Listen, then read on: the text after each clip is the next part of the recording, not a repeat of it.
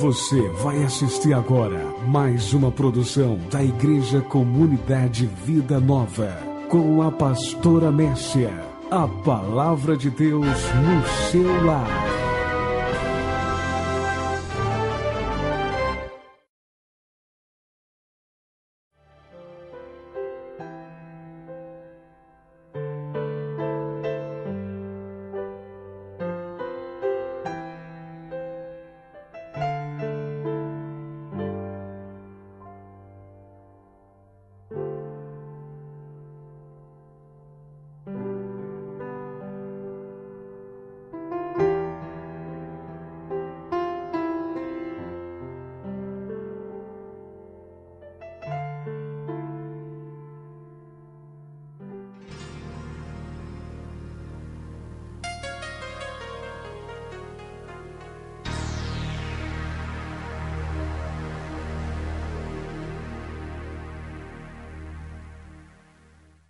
As crianças podem ir para o seu departamento.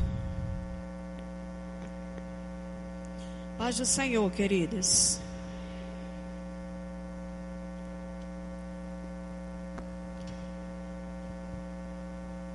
Irmãos, nós iniciamos domingo passado uma série de estudos sobre discipulado.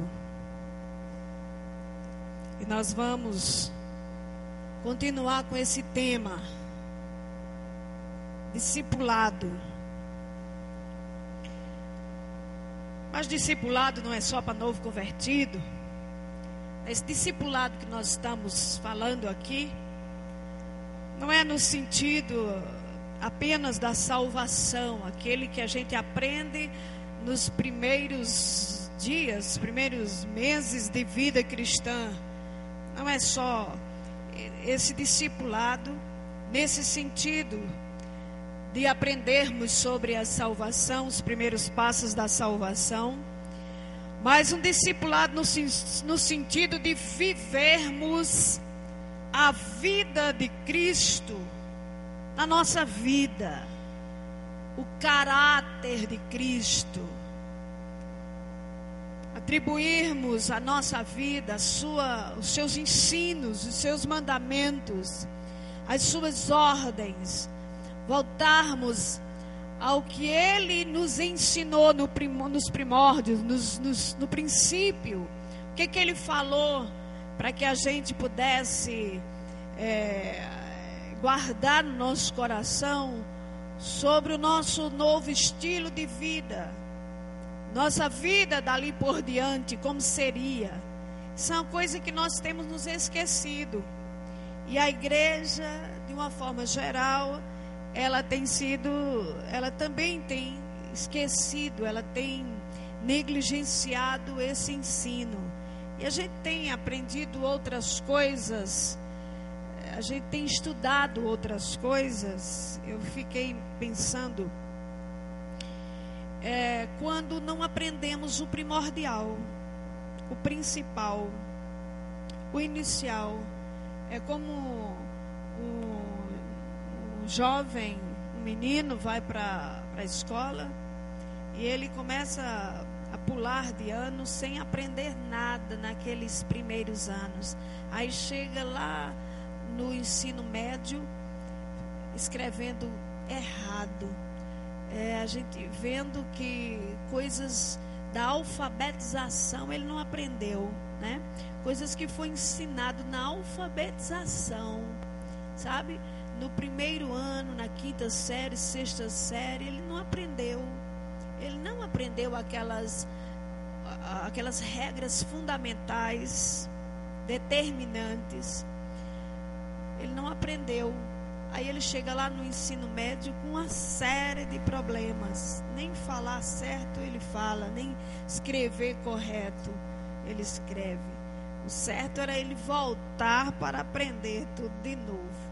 Às vezes nós, como cristãos, na vida cristã, acontece isso também.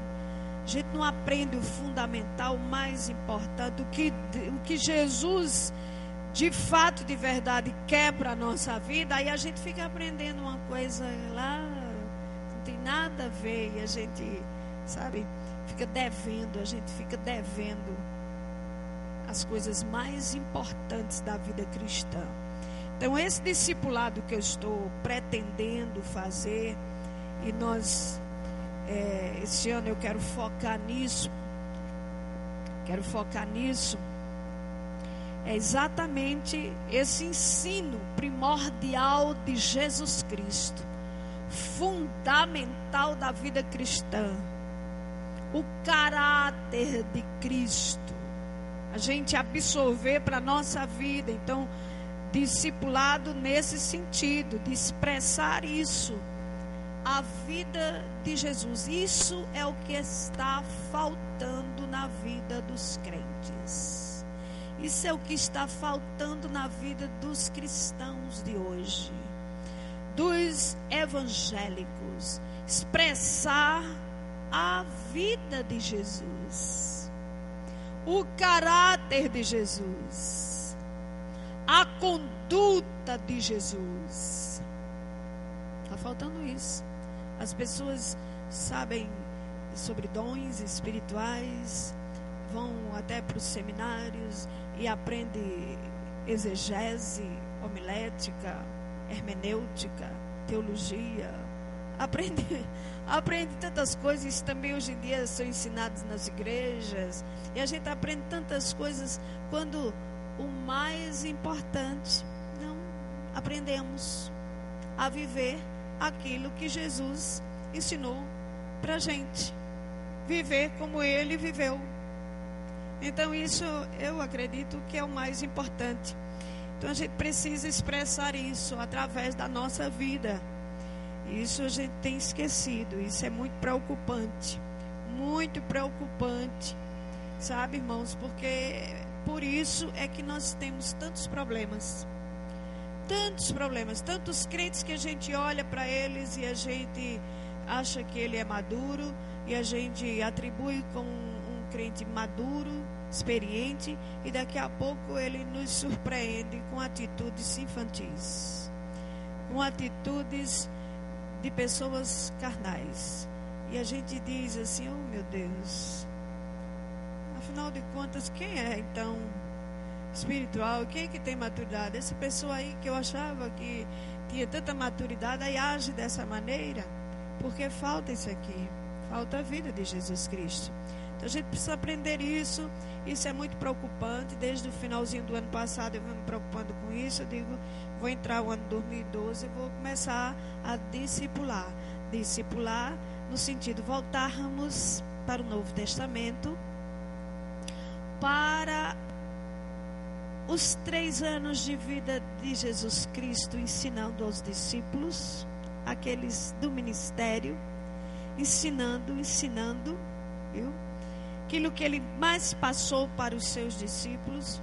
Aí a gente vai ver e voltar para o que ele ali quis infiltrar, impregnar, inculcar na nossa cabeça e colocar no nosso coração. E se a gente conseguir aprender isso, refletir sobre isso e colocar isso em prática, muito bem, estamos muitíssimo bem, obrigado. Estamos muitíssimo bem, obrigados. Sabe? Precisamos mais de nada. Porque a gente vê, irmãos, na Bíblia, vários níveis de relacionamento com Cristo. E há pessoas na igreja, os crentes na igreja, que estão ocupando todos esses níveis de relacionamento com Jesus. Um primeiro nível de relacionamento com Cristo é aquele do encantamento, da curiosidade, do querer saber o que Ele está fazendo, do ouvir falar das coisas que Ele faz e procurar Ele para ver o que Ele está fazendo na vida das pessoas. Esse é um primeiro nível de relacionamento com Jesus.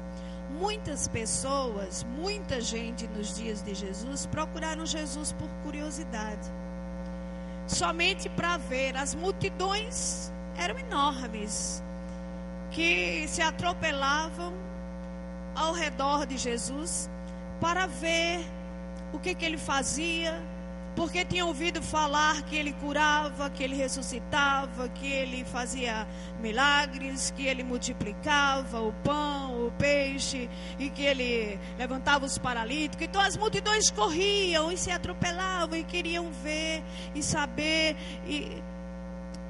Esse é um primeiro nível de relacionamento com Jesus Cristo. Há muita gente assim nas igrejas ainda, que vem por curiosidade, para observar, para especular, para ver, para assistir, para questionar, sabe? De fora, fica bem distante, fica observando. Tem muita gente, eu quero dizer a você que tem muita gente assim. Embora não seja o nível perfeito e ideal, mas também não é o pior. Pelo menos as pessoas estão vindo, pelo menos estão se chegando, pelo menos estão querendo saber. Esse é o primeiro, deve ser o primeiro. É o primeiro nível. Pelo menos elas estão procurando as igrejas, estão querendo ouvir.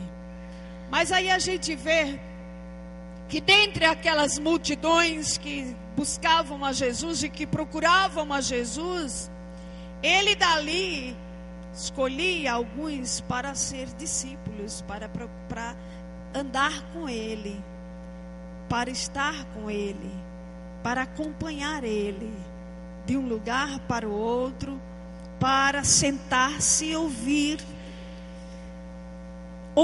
dele. Para esses foi para quem ele dirigiu o Sermão da Montanha.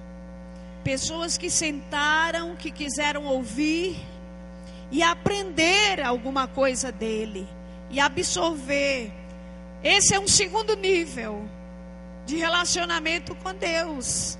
Então a gente, com Jesus, a gente tem que aprender os seus ensinamentos e não ficar somente no ouvir, mas passar a praticar aquilo que ele está mandando a gente fazer. Não só ficar ali, mas continuar andar com ele, estar aonde ele está, passar a acompanhá-lo, segui-lo, discípulo. Esse é um segundo nível. A gente ainda vê um terceiro, que foi aqueles a quem o Senhor esses foram discípulos, mas tiveram os apóstolos, tiveram aqueles a quem o Senhor agora deu uma missão específica para fazer a obra, para fazer outros discípulos, para preparar pessoas, para propagar o Evangelho, para disseminar o Evangelho. Agora são aquelas pessoas firmes, maduras, capazes de agora continuar vivendo, mesmo ele tendo ido para o céu, ele não estando presente em corpo, ele não estando presente fisicamente. Agora aqueles agora eram capazes de suportar aflições, suportar perseguições, suportar ser preso, maltratados, até morrer por ele. Até morrer por ele. Esse é o terceiro nível. Esse é o nível ideal. Todos nós temos que chegar nele. Somos capazes de dar a nossa vida por ele. Esses foi para quem ele disse assim: aquele que não deixa pai, mãe, irmãos, bens, propriedades, dinheiro, por amor de mim, não é digno de mim. Esses aí foi para quem ele falou essas palavras. Então esse é um terceiro nível. Então a gente vê nas Escrituras Sagradas níveis de relacionamentos com Jesus Cristo. E a gente vê que hoje pessoas cristãs, evangélicas, crentes das igrejas também ocupam esses níveis. Também não passam deles, ficam estagnados neles, primeiro nível, sabe? E não sai dali. Então a gente tem que alcançar esse nível superior, esse nível ideal que o Senhor quer para os seus discípulos. Nós somos ou não somos discípulos de Jesus? Quem é discípulo de Jesus aqui? Nós nos destinamos a ser discípulos de Jesus. Eu falei domingo, eu digo, vestir a camisa de discípulo, você não tira nunca mais. Quem vestiu a camisa do discípulo? Então você não é para tirar nunca mais. Não é aquela camisa, aquela roupa de uma profissão, de um profissionalismo, de um exercício, de uma atividade profissional aqui na terra, que você, durante alguns dias, está ali como profissional. Quando você está em sua casa, ou numa área de lazer, ou no de férias, se diz, por favor, me esqueçam, eu não sou isso aí, né? Eu sou gente. Eu só quero viver minha vida de cidadão comum. Então, por favor, não me procurem. Quando nós somos discípulos, não existe isso. Você é discípulo no domingo na igreja, na escola dominical. Você é discípulo na segunda-feira na sua empresa trabalhando. Você é discípulo nas férias, na praia. Você é discípulo. Amém, irmãos? Então você tem esse compromisso. Se você tem que entender e se conscientizar desse nível de compromisso com Deus, de responsabilidade. Então eu sou discípulo em casa, eu sou discípulo na igreja, eu sou discípulo viajando, eu sou discípulo numa terra estranha, eu sou discípulo de férias, eu sou discípulo numa festa. Eu não posso me esquecer, eu sou discípulo do Senhor Jesus. Então a gente precisa entender isso. Amém, amados? E aí, quando é que a gente vai sair desses níveis, desses níveis de contemplação, de curiosidade, de especulação, de expectativas, de observação, para o nível de sentar, de ouvir, de aprender, de absorver, de ir, de pregar, de viver Ele, de viver a vida dEle, de dar continuidade ao que Ele nos ensinou. Tem pessoas que nunca vão passar desse primeiro nível. Uns podem levar meses, outros levam anos e outros jamais vão chegar lá. Isso é lamentável. Então essa é uma questão que a gente deve se preocupar com isso. Diz tanto que a nossa nação precisa ser evangelizada.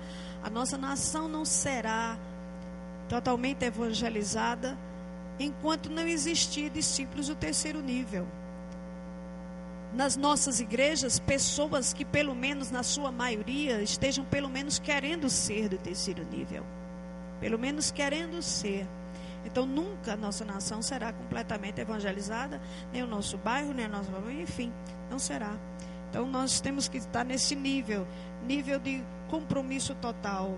Eu fico pensando, eu digo, meu Deus, por isso que a gente às vezes vê pessoas que passam até anos nas igrejas evangélicas, anos, e daqui a pouco se desviam de uma hora para outra, esquecem da vida que viveu no evangelho, com Jesus, na igreja, como que se nunca tivesse nem sequer passado por ela.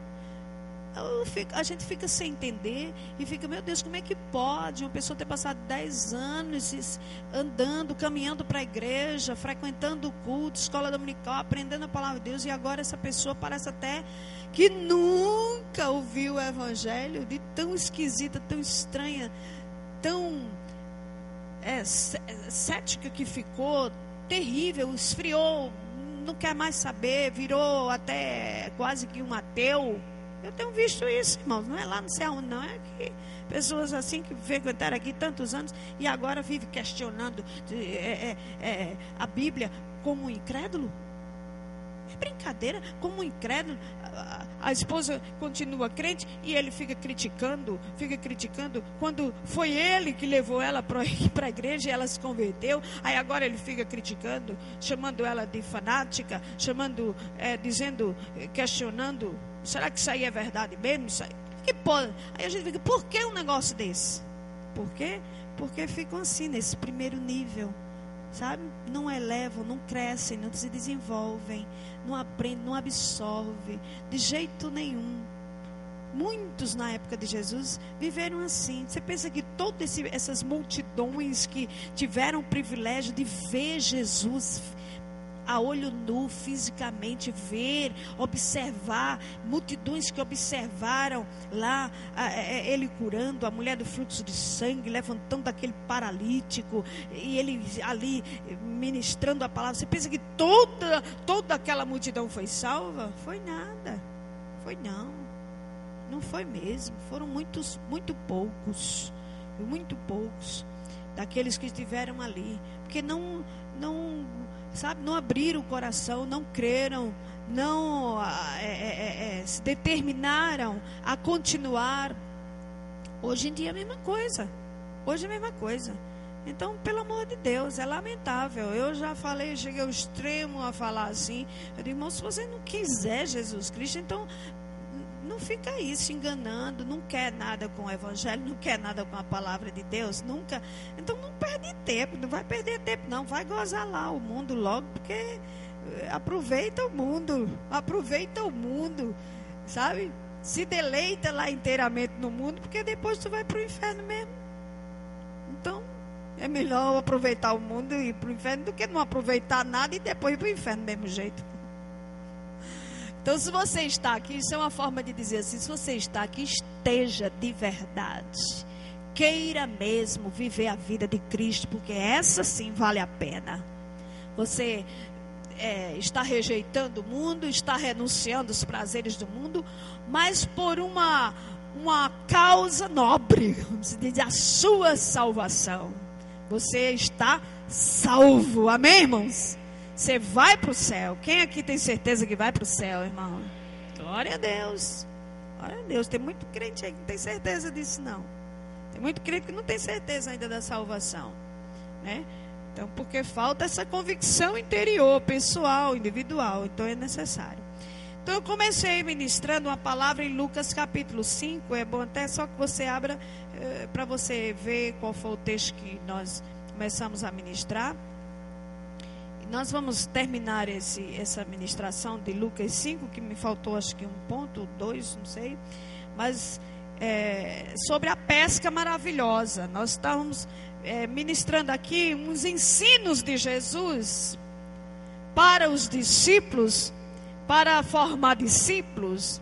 Ensinos que ele quis que nós como discípulos aprendêssemos. Fundamentais, muito importantes. E que a gente não pode relevar isso aqui. É muito importante. A pesca maravilhosa. Quando Jesus, ele chega na praia, encontra aqueles homens pescadores, era uma empresa de pescas, porque eram irmãos, que eram sócios, junto com outros, era uma sociedade de pesca, e eles haviam passado a noite toda, haviam tentado pescar peixes a noite toda, amanheceu o dia, eles não conseguiram pescar nem sequer um peixe, estavam cansados, lavando as redes, tinham recolhido os barcos, e aí Jesus chega com uma multidão. Jesus está vindo pregando, e aquela multidão, e Jesus chega na praia, a multidão lhe apertando, diz o texto aqui, a multidão estava ali se atropelando, estava espremendo Jesus, estava ali, sabe, espremendo Jesus para ouvir a palavra. E aí Jesus vê aqueles homens ali desembarcando e lavando as redes. Jesus pede um barco dele e entra no barco, se ausenta um pouco, fica na praia. De dentro do barco Jesus começa a pregar para a multidão. Então aqui a gente extraiu aqui algumas lições de Jesus para sermos discípulos, para o discípulo dele. Primeiro a gente viu, o primeiro objetivo de Jesus aqui era ganhar almas.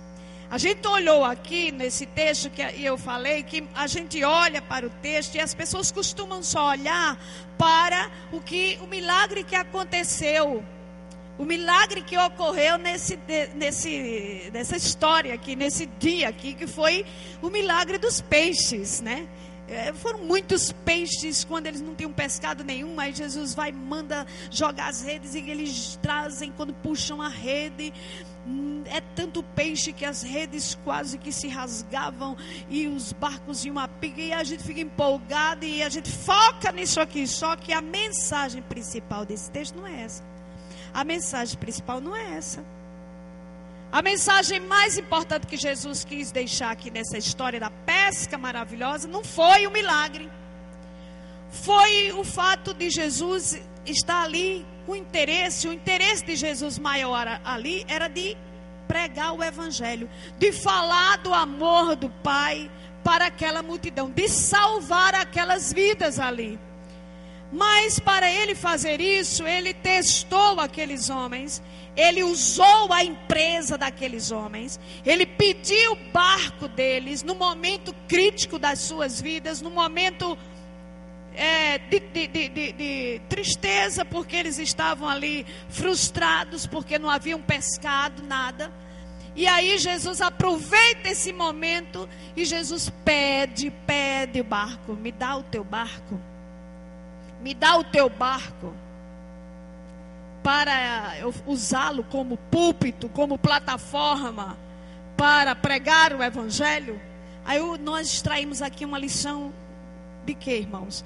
De que o Senhor, Ele quer usar aquilo que Ele tem nos dado, aquilo que Ele tem colocado nas nossas mãos.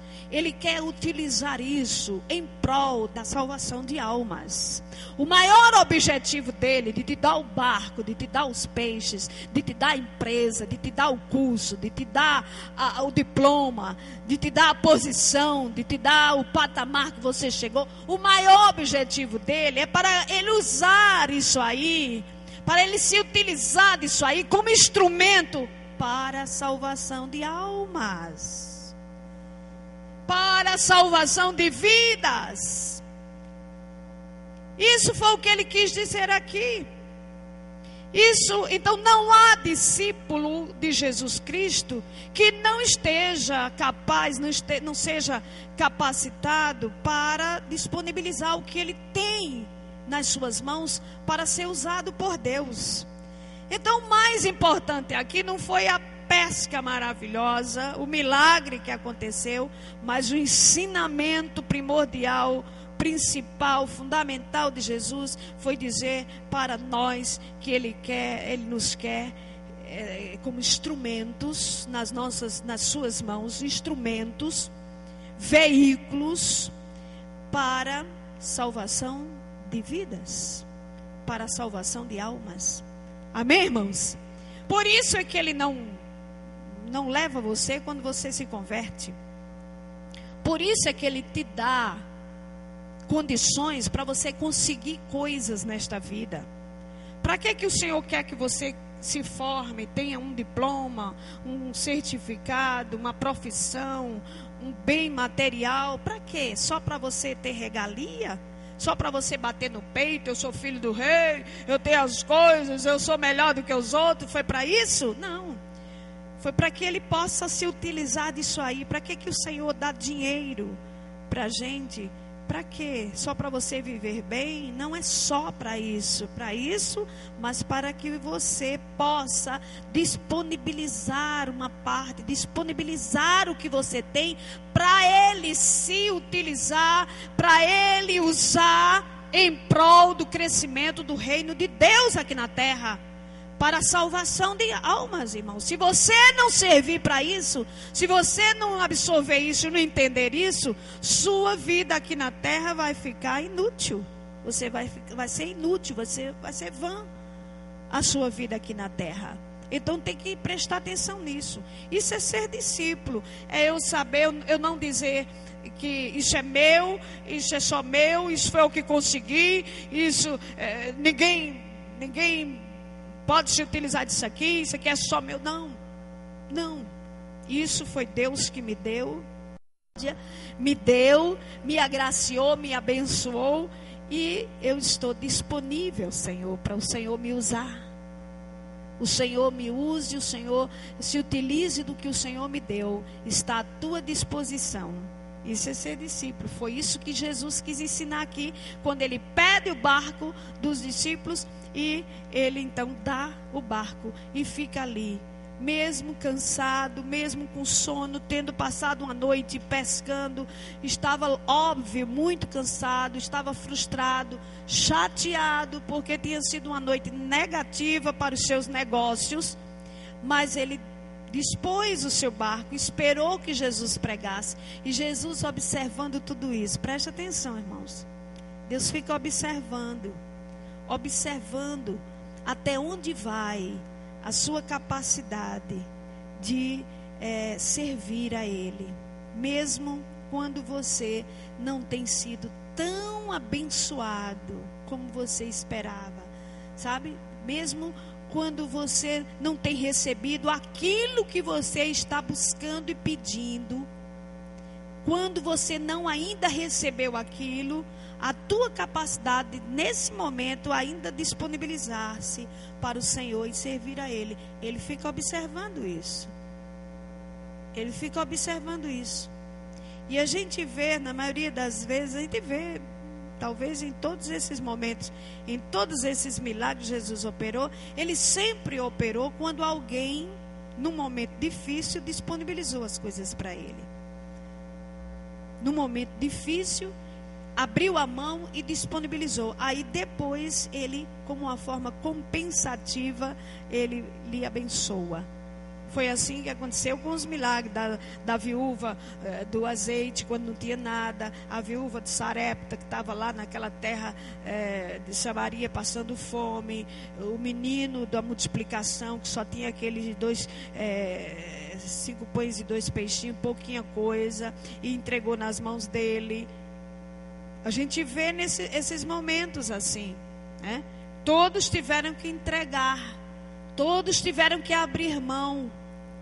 Aquela viúvazinha lá do Novo Testamento que coloca as moedinhas, tudo que ela tem, pouquinho, mas coloca tudo lá. E Jesus então faz aquela explanação daquele ensino maravilhoso. Enfim, quem quiser ter, tem que dar. Amém, irmãos? Diga assim: quem quiser ter, tem que dar. Tem que dar, tem que abrir mão. Eis a razão e o motivo por que pessoas não têm, porque elas não dão. Aí as pessoas dizem: eu não dou porque não tenho. Será que não é o contrário? Você não tem porque você não dá. Não é você não dá porque não tem. Eu não dou porque eu não tenho. Não, você não tem porque você não dá. E o Senhor, quando pede, Ele não pede quando Ele... Interessante a gente observar que Jesus nunca pediu a gente que tinha muito. Ele sempre pediu a quem tinha pouco. Não é? É uma coisa interessante se observar isso. Ele não pedia aos ricos. Aliás, Ele não pedia aos grandes empresários da época. Seu ministério foi mantido pelo dinheiro das mulheres. E as mulheres não tinham dinheiro. Elas não eram como mulheres de hoje, né? Elas viviam sustentadas pelos seus maridos. Mas daquela partezinha que lhes chegavam, elas ofereciam suas ofertas e sustentavam o ministério de Jesus. Então Jesus, Ele não focava em cima do dinheiro dos ricos. Ao contrário, Ele testava os pobres. E ele ali oferecia até uma oportunidade, né? Abria uma porta e oferecia oportunidade para quem não tinha nada. Para quem não tinha nada. E a oportunidade para quem não tinha nada, ter muito depois, era dar o pouco que tinham. O pouco que tinham. Lucas 6, o que? 38, se não me engano. Como é que diz o texto aí? Dai, ser-vos-á dado, boa medida, recalcada, sacudida, transbordante, generosamente vos darão. Dai e ser-vos-á dado. Uma boa medida, mas você tem que dar. Amém, irmãos? Então, o princípio aqui dessa lição, eu estou só recapitulando, mas muito importante porque algumas pessoas não estavam presentes. Então, é o da disponibilidade. Eu estou frisando mais forte e recapitulando até um pouco mais lento quando deveria passar por cima, mas é porque são lições que eu vou falar e não vou voltar mais. Então não esqueça, irmãos, pelo amor de Deus, não há discípulos sem disponibilidade. Diga, não há discípulo sem disponibilidade. Diga de novo. O que você tem está disponível para Deus? Você tem disponibilizado o que Deus tem dado a você? O que tem colocado nas suas mãos? Está disponível? Ou você diz, isso é meu e não tem nada a ver com igreja, com Deus, não tem nada a ver. Isso aqui é uma coisa, ali é outra coisa. Eu não costumo misturar as coisas. Eu falei até essa palavra, né? Pessoas dizem, não vou misturar as coisas. Pois é, meu irmão, você tem que misturar, infelizmente, viu? Quero lhe dizer que você tem que misturar, viu? Jesus tem que estar misturado com as suas coisas. Porque você não é discípulo só na igreja, você é discípulo na sua empresa também. Jesus, irmão, isso aqui é tão importante a gente frisar isso aqui. Jesus usou a empresa desses homens. Diga, Jesus usou a empresa desses homens aqui. Não era uma empresa de pesca? Jesus usou a empresa. Subiu no barco, subiu, é como Jesus dissesse, me dá essa cadeira aí da tua presidência. A cadeira da tua presidência, da presidência aí, eu quero sentar e fazer o que eu quero fazer. Fazer o que eu estou determinado a fazer. Me dê. Você é capaz de me entregar? E ele entregou. E Jesus subiu. E depois que Jesus sobe, prega e prega. Eu falei que Jesus não pregava pouco. Jesus pregava era muito tempo, era muitas horas. E ele ficou ali. E depois que Jesus termina de pregar, irmãos, aí então Jesus olha para aqueles discípulos e aí ele manda ele arremessar as redes, chama ele para o barco e diz, agora jogue as redes. Deixou Jesus usar, foi instrumento nas mãos do Senhor, colocou à disposição de Deus o que você tem, pode esperar que o milagre vai acontecer. Amém, irmãos? A fartura vai chegar, amém? Quem quer fartura? Quem quer grande quantidade? Eu falei aqui, né? A diferença dessa palavrinha que tem no texto aqui de Lucas 5, quando diz assim, eles disseram, nada apanhamos, nada, não temos nada. Aí daqui a pouco, aí ele diz assim, apanharam grande quantidade, de um versículo para o outro. Respondeu-lhe Simão, mestre, havendo trabalhado toda a noite, nada apanhamos. Diga, nada apanhamos. Aí o verso 6 diz, isto fazendo, apanharam grande quantidade de peixe. Diga, grande quantidade. Não é uma diferença estupenda? Para quem não tinha nada, agora tem uma grande quantidade, porque Jesus entrou no meio. Porque algo foi disponibilizado para Deus. Amém, irmãos? Quer fartura?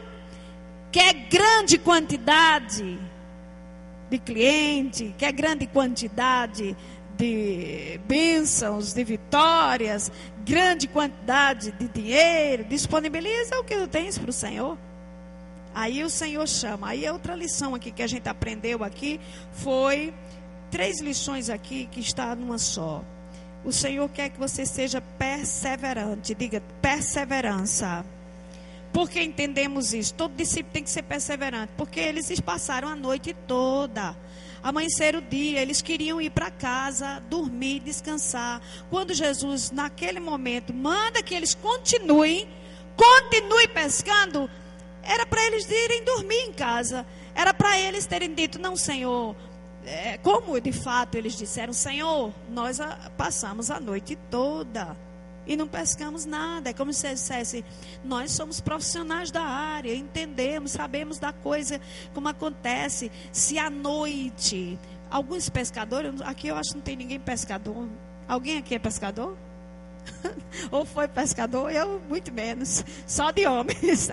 Mas mesmo a gente sem ser pescador, a gente entende que há pescas e os pescadores preferem pescar à noite. Não sei porquê, eu acho que tem alguns peixes que durante a noite é muito mais fácil de pescar.